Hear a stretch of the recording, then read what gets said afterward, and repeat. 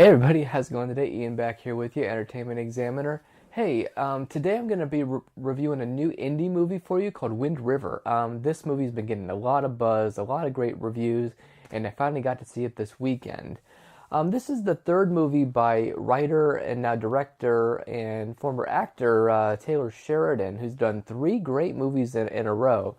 So I'm looking forward to what his next project will be. He did the terrific Sicario a couple years ago with Emily Blunt and Benicio del Toro. Then last year he did the acclaimed Hell or High Water, starring Chris Pine and Ben Foster as bank robbing brothers being chased by Jeff Bridges' Oscar-nominated sheriff. This time we get a murder mystery. Jeremy Renner plays Corey, a hunter who goes around to different areas in Wyoming on an Indian reservation to hunt down animals that are killing their sheep or cows or whatever animals they have. And while doing his job one day, he comes across a dead girl's body. Since the girl's body is found on an Indian reservation, they call in the FBI with an agent named Jane, played by Elizabeth Olsen.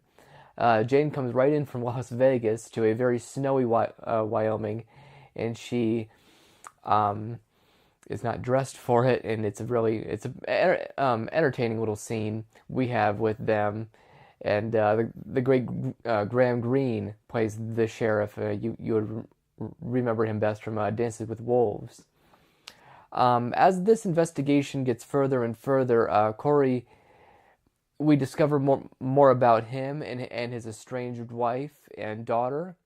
We learn more about Jane and her authority there, and we learn more about the other characters in this murder investigation and how it really happened.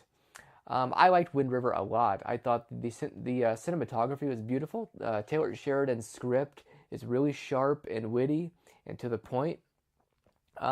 There's a scene later on where we actually see what happened to this girl in flashbacks, and I love the point in the movie where he presents it. Because it's a strange, story-wise, it's a strange point in the movie where he puts the flashback. But it really makes sense once you flash forward back to the main storyline. And it's a gritty film, and it's violent at times, but it's extremely well acted, especially by Jeremy Renner, who got 2 Oscar nominations in the past, one for The Hurt Locker and one for The Town, and really deserves to be considered for a third for his performance here. He's very quiet and understated, but his character is so well-rounded and deep.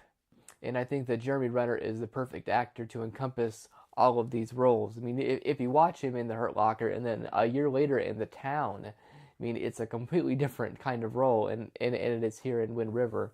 It's interesting to see Renner and Olsen together in a film because they're most known for playing Scarlet Witch and Hawkeye in the Avengers films. That's interesting that he got 2 people from that Marvel universe to act in this film, but both of them are great actors themselves.